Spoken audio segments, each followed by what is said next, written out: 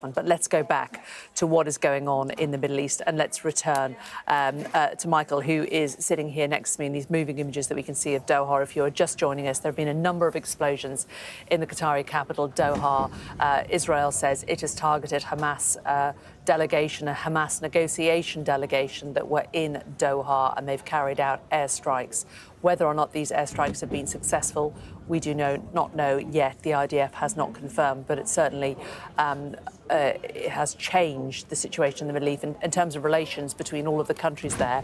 We were just talking, Michael, about Doha, and of course, we remember that when President Trump did his grand tour of the Middle East back in May, not long after he came to power for a second term, of course, he visited Doha. Yeah. He visited and spent time with Al Thani, the Prime Minister and Foreign Minister.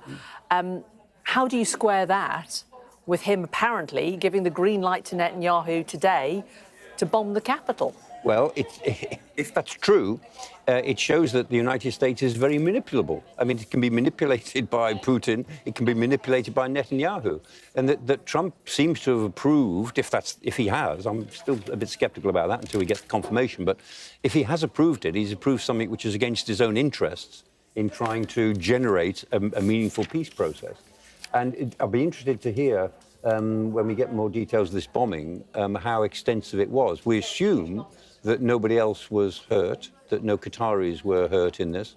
If it was in the Qatar district of the city, I think it may have been in the residences where Hamas people were staying, not in any of the areas where they had their meetings, because there'd be other nationals involved, not least Qataris, but also Egyptians, potentially others, Americans as well. So I imagine that given that the Israelis are quite good at this sort of thing, they will have picked their moment very carefully, and I would expect that they have been accurate, and that what they've hit is only the Qatari leadership that they were aiming for. They are normally accurate, not always, but normally fairly accurate. If they have affected, wounded or killed any Qataris, that would make it even more astonishing, really. But I cannot fathom American approval for this in a way that just makes everything worse from America's point of view. Let's just bring you an image that we have. We can show you the two people who were being targeted were two senior members of the Hamas negotiating team. One of them, Khalil al-Hayya, is one of those who we understand was the Israeli target, along with Jabarin, and also Michael, what can you tell us about these senior figures who would have been in Doha? We know that so many senior figures in Hamas have already been picked off by the Israelis. These would have initially been quite far down. Yes, there was. I mean, Al-Hayya had he's had a sort of senior career, but he was effectively taking over from Ismail Haniyeh about 12 months ago. And the thing is that, these negotiators are not particularly close to what is actually going on in Gaza, because Yahya Sinwar was the big leader in Gaza, along with Mohammed Diaf, who was the military chief. And those were the two men who were really calling the shots. And when they were both taken out by the Israelis, it's obviously difficult for people like Al-Hayya to keep those contacts alive. So it wouldn't be clear not much authority that they had. They had authority, but one of the things that was coming out of the negotiations was that it was taking Hamas a lot longer to make up its mind on anything, because they didn't have such direct links to Hamas that exists in the Gaza Strip. And Hamas in the Gaza Strip has lost all of its military coherence, but it's still there. I mean, the Hamas leaders in Gaza are still capable of meeting or liaising together and making decisions. So they do make decisions, but it takes some time for their ideas to get through to Al-Hayya in Qatar. And what about the decision to do this from Benjamin Netanyahu? I mean, obviously, we had this attack on the bus yesterday in Jerusalem, 6 dead, an awful attack, 6 dead, 12 injured.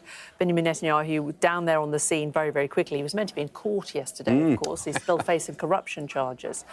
Convenient timing to launch an attack this week also, isn't it, in those terms, in terms of domestic reaction inside Israel? It was. And it's partly, it is the way Israel thinks about these things. The reaction is immediate. The retaliation is immediate.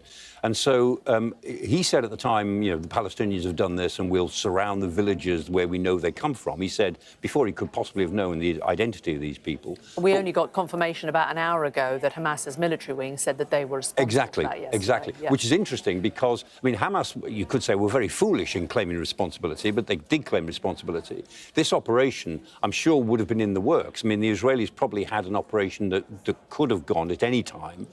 Whether they decided to press the button as soon as Hamas declared their responsibility, or whether they had pressed the button beforehand, I suspect in this case they probably will have done so beforehand, and Hamas just happened to have admitted responsibility only an hour or two before.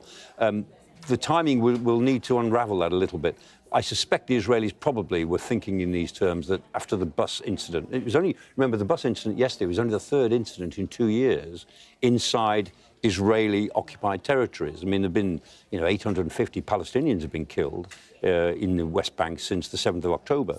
But these bus bombings, there was one in Tel Aviv, there was one in Jerusalem last year and the year before. But this is only that was only the third incident in 3 years. You would have expected there might have been more. So Israeli defense and security have been pretty good in those areas, technically. And yesterday was obviously a big shock. So Israel's tendency to react immediately, I think that was a knee-jerk reaction. And my guess is that they would have had an operation to target Al-Haya and all of the delegation somewhere in Qatar when they knew they might be alone and not with foreign nationals. And they took the opportunity to do it.